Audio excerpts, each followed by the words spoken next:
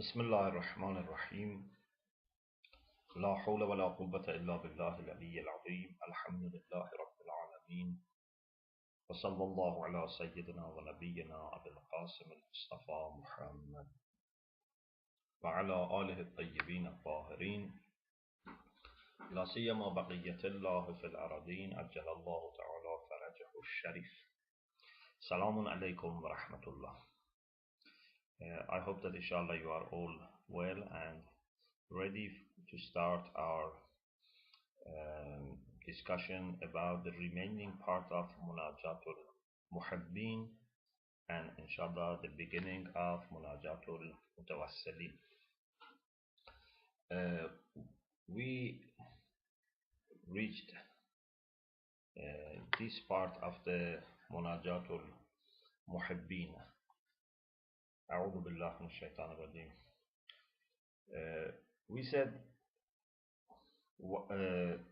أسألك حبك وحب من يحبك وحب كل عمل يوصلني إلى قربك. I ask your love and love of those who love you and love for every action that enables me to come closer to you. We talked about this already. And then the slide that is highlighted, وأن تجعلك أحب إلي مما سواك. Not only I want to love you, but also I want to love you more than any other thing. وأن تجعلك, and that you make yourself more beloved to me than anything other than you. أحب إلي, more beloved to me than anything other than you. Because it's possible that someone loves Allah,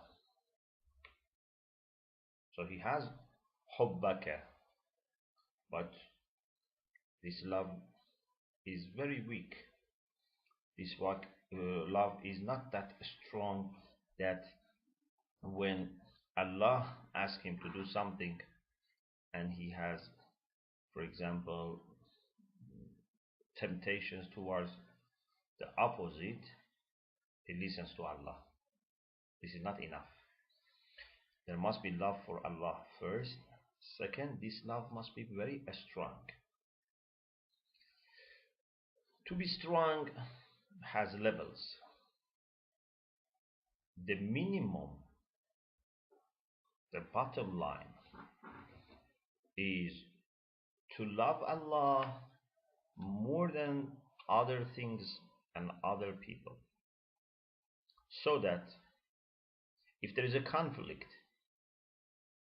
between what Allah wants from me and what other people ask me, or between what Allah wants from me and my interest in other things. For example, I love Allah, I also love my job, I love my, money, my reputation, my position, my children, my husband or wife, my parents. So I love all of these. But if a conflict arises, for example, Allah wants me to give my money, but my love for money doesn't want me to give out my money. If I love money equal to Allah or more than Allah, na'udhu billah, then I don't give it. But if I love Allah more, I would give my money.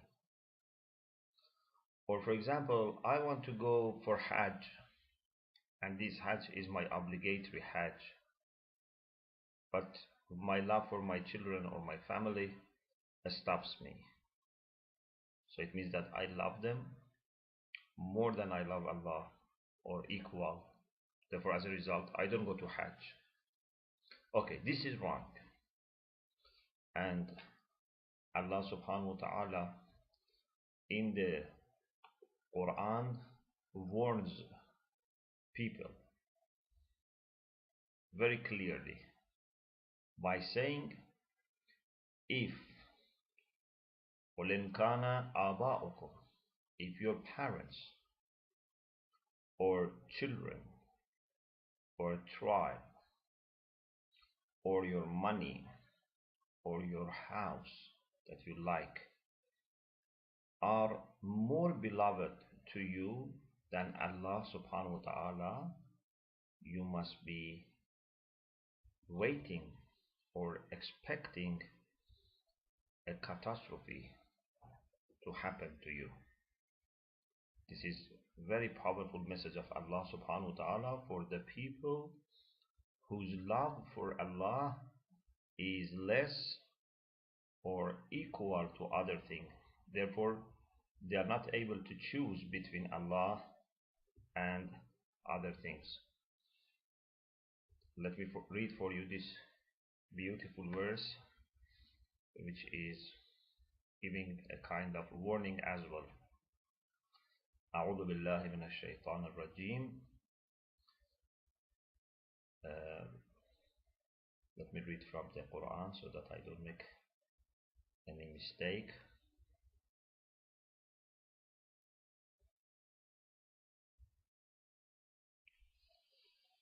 Bismillah ar-Rahman ar-Rahim. If you have Quran next to you, please refer to Surah Tawbah, chapter 9, verse 24. قُلْ إِنْ كَانَ آبَاؤُكُمْ وَأَبْنَاؤُكُمْ وَإِخْوَانُكُمْ وَأَزْوَاجُكُمْ وَعَشِيرَتُكُمْ وَأَمْوَالٌ اقْتَرَفْتُمُوهَا وَتِجَارَةٌ تَخْشَوْنَ كَسَادَهَا وَمَسَاكِنُ تَرْضَوْنَهَا أَحَبَّ إِلَيْكُم مِّنَ اللَّهِ وَرَسُولِهِ وَجِهَادٍ فِي سَبِيلِهِ فَتَرَبَّصُوا حَتَّى يَأْتِيَ اللَّهُ بِأَمْرِهِ وَاللَّهُ لَا يَهْدِي الْقَوْمَ الْفَاسِقِينَ. Say, if your fathers and your sons, your brethren, your spouses, your kinsfolk, the possessions that you have acquired, the business that you fear may suffer, and the dwellings you are fond of are more beloved to you than Allah and His Apostle, and struggle in His way, then wait until Allah issues His edict, and Allah does not guide the transgressors. So this is a warning. No one should love any person or anything more than Allah subhanahu wa ta'ala, so that he chooses them over Allah subhanahu wa ta'ala. Okay, this is one level, this is the minimum. But what we understand from the Islamic sources is that one's love for Allah may become even stronger. Not only he loves Allah more than other things, but also he loves Allah subhanahu wa ta'ala, and nothing else is loved by him next to Allah or independent from Allah. If he loves anything or anyone, it's through love for Allah subhanahu wa ta'ala. Imam Hussein alayhi salam says in Dua Arafah, Ilahi anta alladhi azalta al-aghyara an qulub ahibbaik hatta lam yuhibbu sawak. You are the one who has removed others from the heart of his lovers, his friends, so that they don't love anything other than him. A lover is not the one who loves Allah and many other things and loves Allah more. A lover is so much in love with Allah that he doesn't love anything independent from Allah. Rather, he loves Allah and the things which are pleasing to Allah through Allah. So, there are two types of people who are both good, but one of them is better. One is the one who loves, for example, his children, but loves Allah more. The second is that he loves Allah subhanahu wa ta'ala, and because of Allah, he loves his children. He knows that Allah wants him to love his children, to be kind to his children, so he loves his children. So this person who is a friend of Allah, a lover of Allah, not only loves his children, but he may also even love his children more than other people. We shouldn't think that these people have no mercy or no love for their children or family or friends. No. Indeed, they may even love their children or husband or wife or kinship more. Why? Because they love them for the sake of Allah. If I love my child, if I love my family members, my friends, my community for the sake of Allah, this makes my love much more effective and much more powerful than if I love them for their own sake. When my love for my children, for example, is shaped and formed and originates actually from my love for God, it becomes much more powerful. There is no limit for this. As long as Allah and as much as Allah and insofar as Allah wants me, I love them. So the love of, for example, Rasulullah sallallahu alaihi wasallam for Lady Fatima salamullah alayha as a daughter, or the love of Imam Ali and Lady Fatima for each other as husband and wife, is not less than the love of a person who loves his children just because it's his children, or loves his husband or wife just because husband or wife. Is much more, because this is for the sake of Allah subhanahu wa ta'ala. Okay, so there are two levels. One is to love Allah more. The second is to love Allah and only Allah, and other things will be loved through Allah subhanahu wa ta'ala. If you love other things through Allah subhanahu wa ta'ala, your heart becomes so expanded that then you can love everything which is connected to Allah. And as you know, all the creation is connected to Allah, so you can love everything in the creation. Even you can love animals, you can love plants, you can love even stones and sands and air and water. You can love everything which is connected to Allah as much as it is connected to Allah subhanahu wa ta'ala. But of course there will be different degrees and ranks. Some are closer to Allah, so you love them more. Anything lower than these two levels, and that is either to love others equal to Allah, or more than Allah, or na'uzu billah, just you love them and don't love Allah, is not accepted. So, at least we should ask this: وَأَن تَجْعَلَكَ أَحَبَّ إِلَيَّ مِمَّا سَوَاكَ. Please make yourself more beloved to me, dearer to me than anything other than you. وَأَن تَجْعَلَ حُبِّي إِيَّاكَ قَائِدًا إلى رضوانك. Please make my love for you lead to your pleasure. It means that I want to love you in the way that leads to pleasing you. If you love someone and this love is really effective, you try to please that person.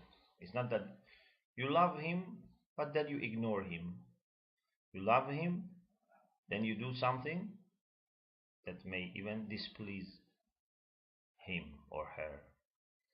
When we love someone, we should try to please that person by doing things that are good in the eyes of that person. So we ask Allah subhanahu wa ta'ala to make our love for him qa'idan, means something that leads ila ridwanik, to your good pleasure. In Arabic, qa'id, I think once I explained this for you in the past.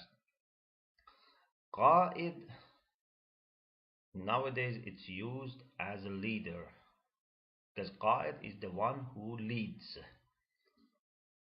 Initially, these two terms, sa'iq and qa'id, were used for those who were moving with camels. If you have 10, 15, 20 camels and make them move in a row, then if you yourself that you are guiding them stand in front and pull them, they follow you, you are called qa'id. If you stand behind them and push them, you are called sa'iq. So qa'id is the one who leads from front, sa'iq is the one who leads from behind.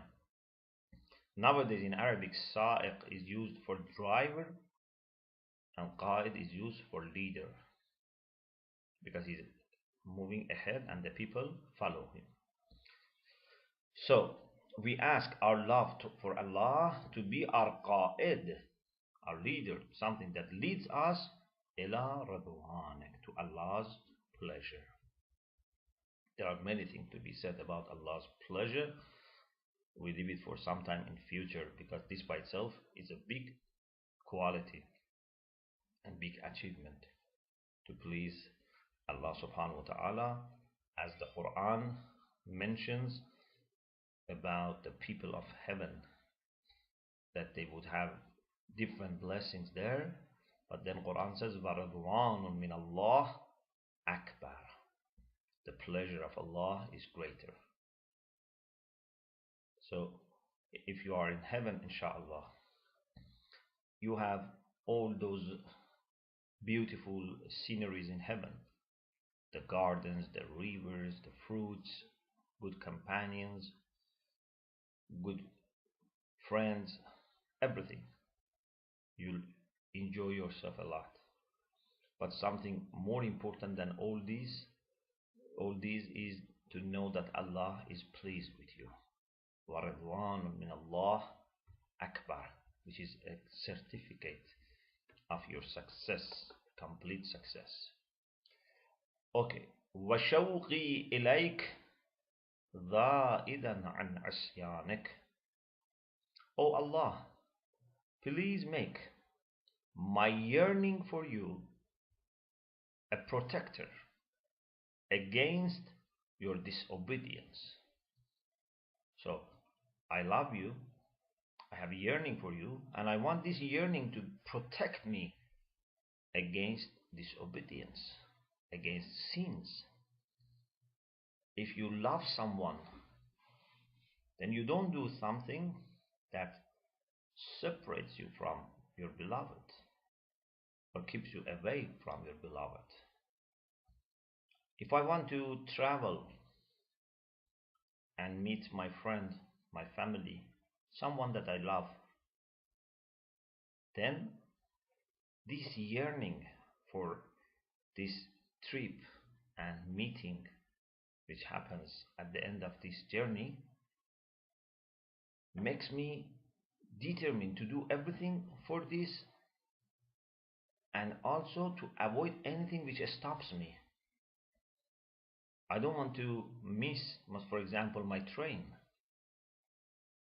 I don't want to go to a wrong direction or get stuck in my house. I want to be alert. I want to be prepared for this journey. I want to even keep all night perhaps awake so that I don't miss my flight or my train. I want to not eat too much so that I become sleepy and I miss my flight or my trip, my train or whatever. I don't want to get busy in some discussion or business or I don't know meeting that I may forget. Basically, when you have something important, something great in your mind, you would try hard to protect yourself against anything that may stop you from reaching that object, that beloved object. So we say to Allah, "Oh Allah, please make my yearning for you a protector against your disobedience. وَمْنُنْ بِالنَّظَرِ إِلَيْكَ عَلَيَّ."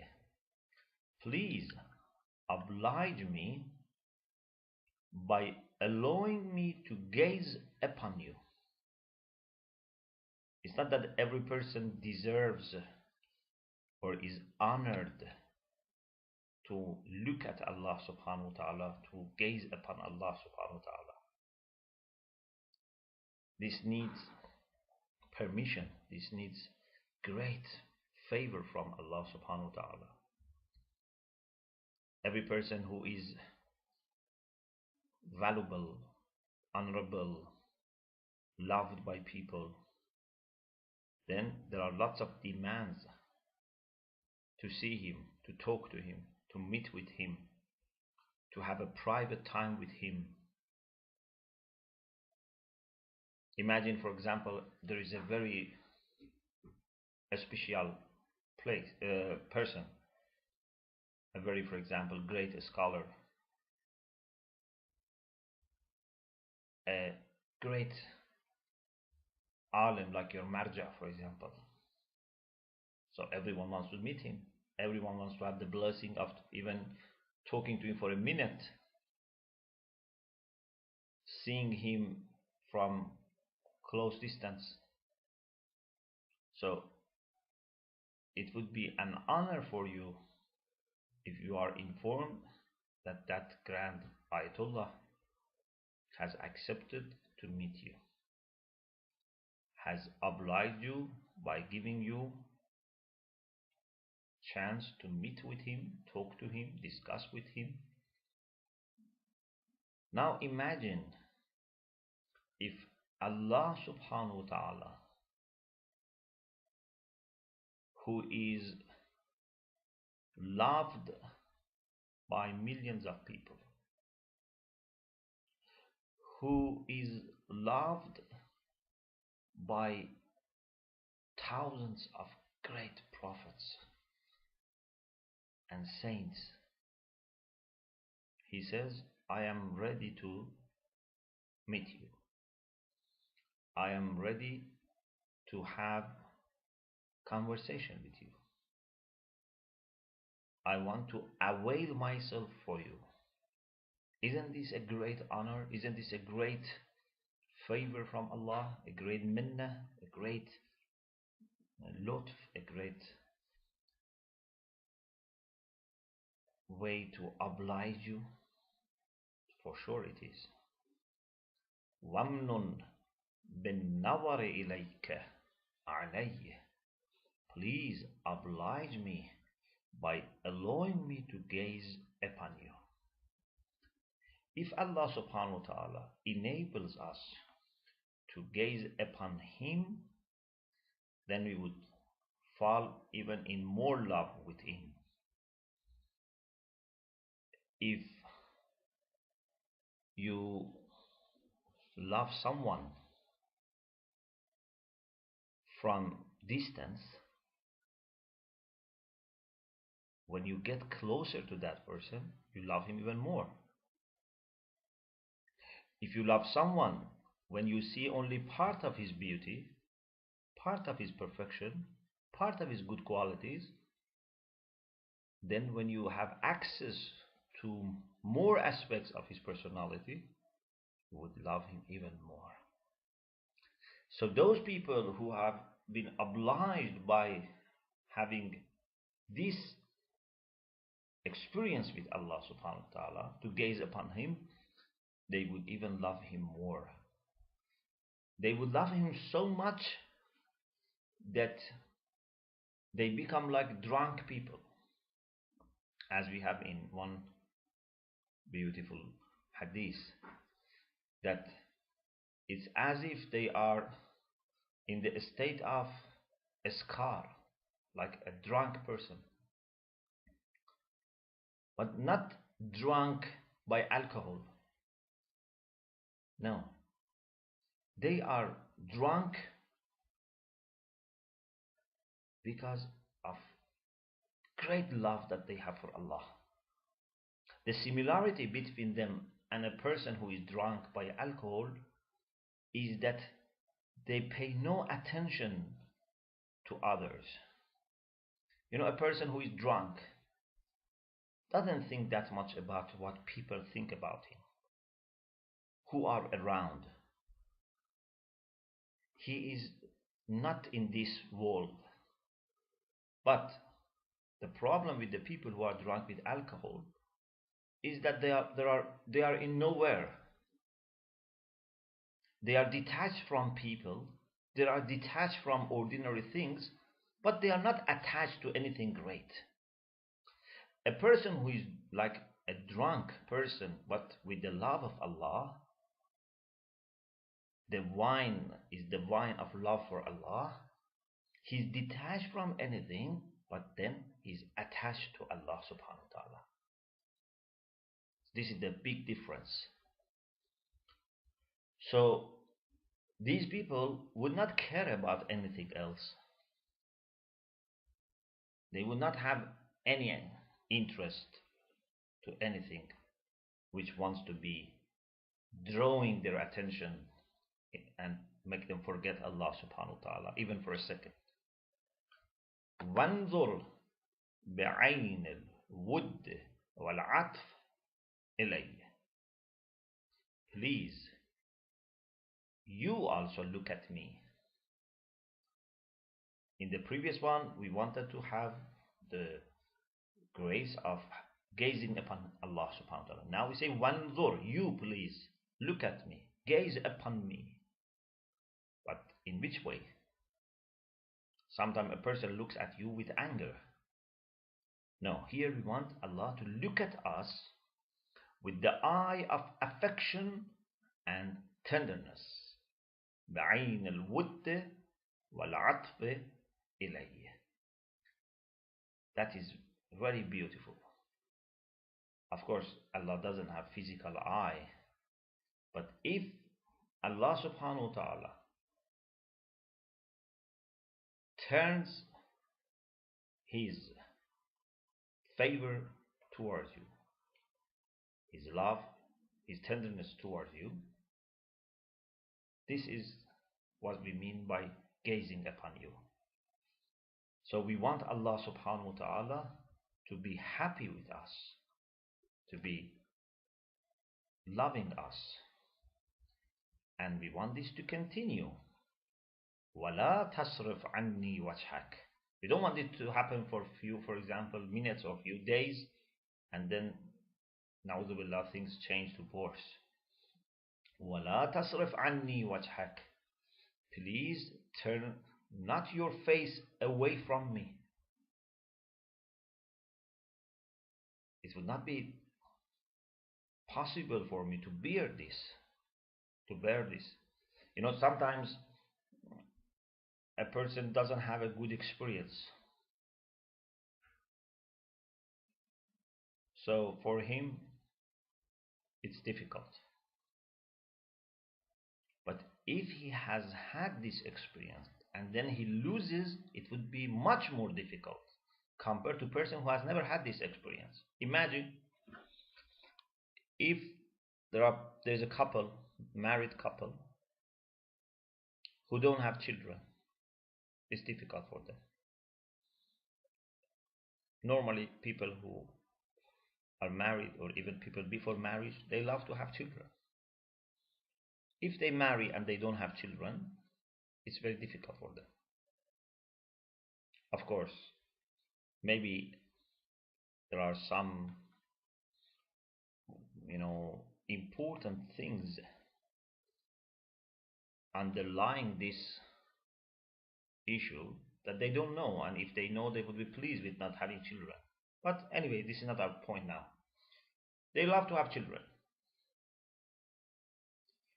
so they feel sad when they don't have children. But imagine if they have a child and then they lose that child, the child dies. Which one is in more pain? The one who doesn't have a child at all, or the one who had a child and lost it? I think you don't disagree with me that this person who had a child and lost a child would suffer more.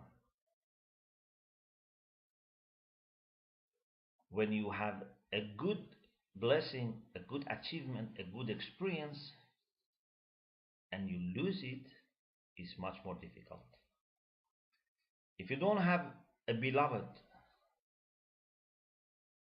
you look everywhere, your life is not meaningful for you, you are frustrated in your life, you look for someone to love.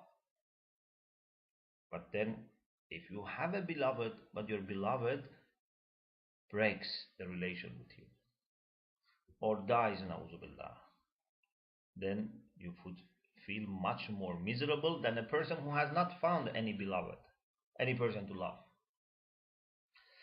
So when it comes to those who love Allah subhanahu wa ta'ala, they cannot take it to be disconnected from Him. Maybe me and you don't take this very seriously, but those who have tasted the beauty and sweetness of love for Allah, they cannot take it to be separated from Allah. This is why Imam Ali alayhi salam says in Dua al-Kumail that even if you suppose that I can be patient, I can tolerate your punishment, how can I take to be separated from you? حبني صبرت على عذابك فكيف أصبر على فراقك. Even if I can tolerate your punishment, how can I be patient with respect to detachment and separation from you? This is not possible. So we say, وَلَا تَصْرِفْ عَنِّي وَجْهَكَ. Please do not turn your face away from me.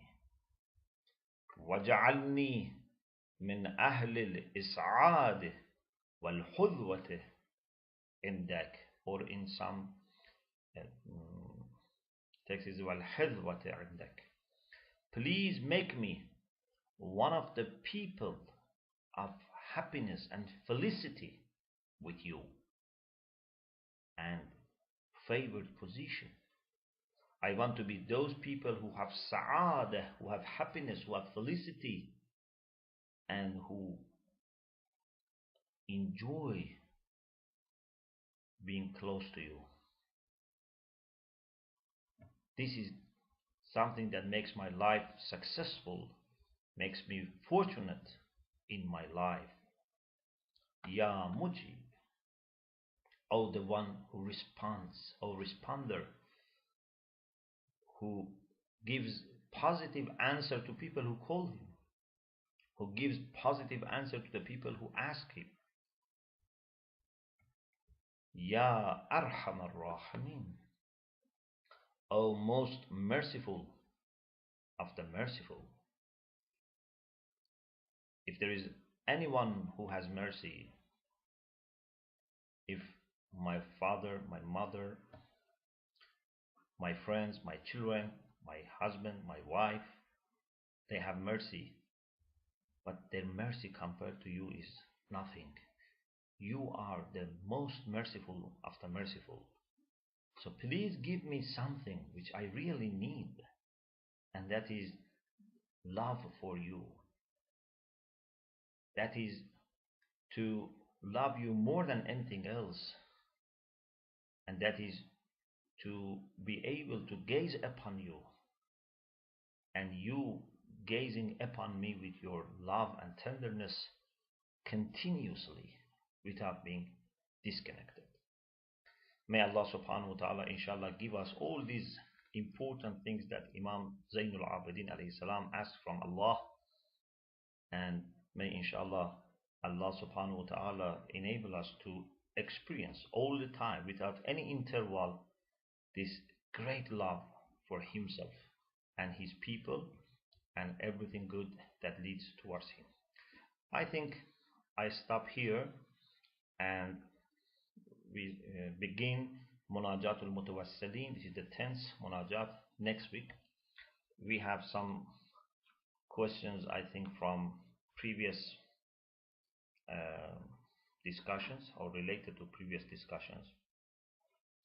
One is follow up from question from last week's viewer. In the best part of the time, what is the best ibadah, namaz shab or anything else?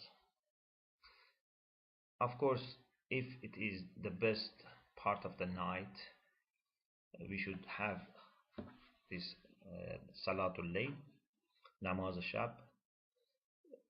But this doesn't mean that in all circumstances that is the best ibadah. It can depend. For example, sometimes it is the time of salatul layl, tahajjud, but someone is in need of my help.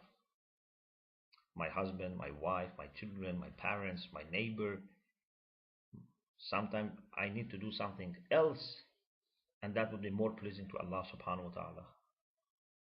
But we should plan in the way that we do things in other times, so that at least part of the night, especially after midnight, before Fajr, we should have some time for ibadah.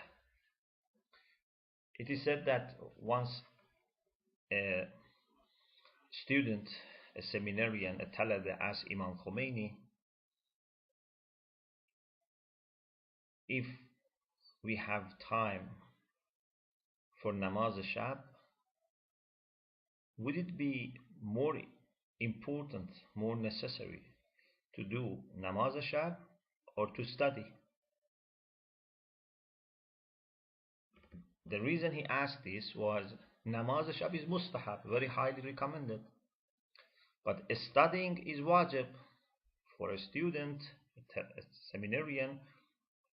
It's wajib to become a scholar, to study and then guide people.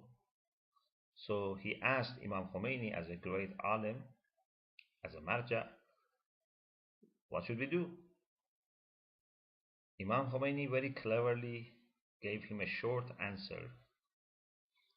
When he asked whether we should do Salatul Layl or study, he said Salatul Layl doesn't need that much time. What does it mean? It means that it's not either Salatul Layl or doing your wajib study. Salatul Layl is not an obstacle for your study, which is wajib. If the only way to become a scholar was not to do Salatul Layl, yes, technically from a fiqh point of view, you must not do anything which stops you from carrying out your responsibilities. But Salatul Layl is not an obstacle. It doesn't take that long.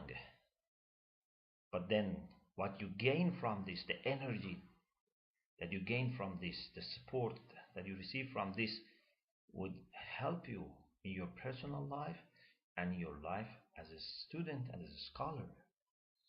So we should try to plan in the way that we would have this time for our private conversation with Allah subhanahu wa ta'ala. Question to Salaam alaikum Shaykh, alaikum salam rahmatullah. What are the signs that tells us that Allah is gazing upon us with affection and tenderness? Yes, very beautiful questions. There are different signs. One sign is when mu'mineen love you. It's inshallah a sign that Allah loves you. If pious people, if good people, they love you, then you are loved by Allah subhanahu wa ta'ala. As we have in Misbah al-Sharia, Al-Mahbubu fillah Habibullah. The one who is loved for the sake of Allah, means there are mu'mineen who love him for the sake of Allah. He is the beloved of Allah. So this is a great sign. If good people don't love you, or bad people love you, then you have to be warned. But if good people love you, pious people love you, that's a good sign. If you have a soft heart, it's a sign that inshallah Allah loves you and is gazing upon you.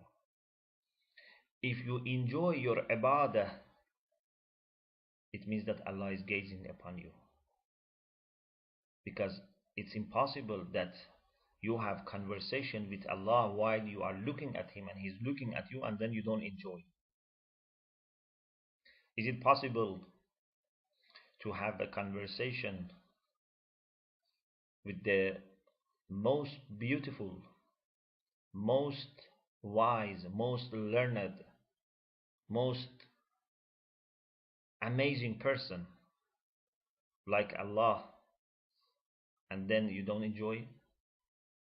So these are some of the signs that can help us to evaluate ourselves, whether we really have this experience of gazing upon Him and He gazing upon us, or just we are talking to Allah subhanahu wa ta'ala without understanding.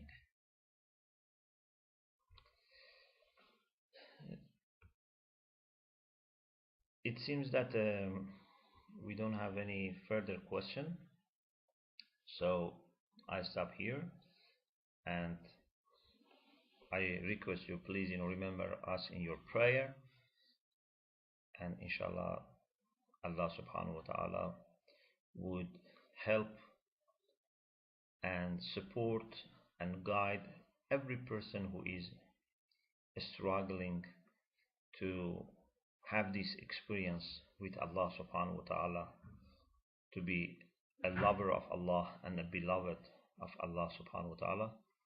May Allah support your family, your community. May Allah subhanahu wa ta'ala make all affairs of your life, especially your spiritual inshallah journey towards Him, very easy and free from obstacles inshallah. May Allah heal all the brothers and sisters who are ill, and may Allah subhanahu wa ta'ala solve the problem of those people who are suffering in any part of the world, and may Allah hasten the reappearance of Imam Mahdi Ajjalallah ta'ala farajahu sharif. We pray for our brothers and sisters who are performing Hajj. May Allah subhanahu wa ta'ala makes everything easy for them, and may Allah inshallah give them tawfiq and chance and opportunity to perform a Hajj which is pleasing to Him, a Hajj which is appreciated by Him. Hajjun maqbool and sa'yun mashkur inshallah would be what they achieve, and we pray very humbly to Allah to let us share with our brothers and sisters who are performing Hajj in their reward. Thank you very much for your attention. وآخر دعوانا أن الحمد لله رب العالمين.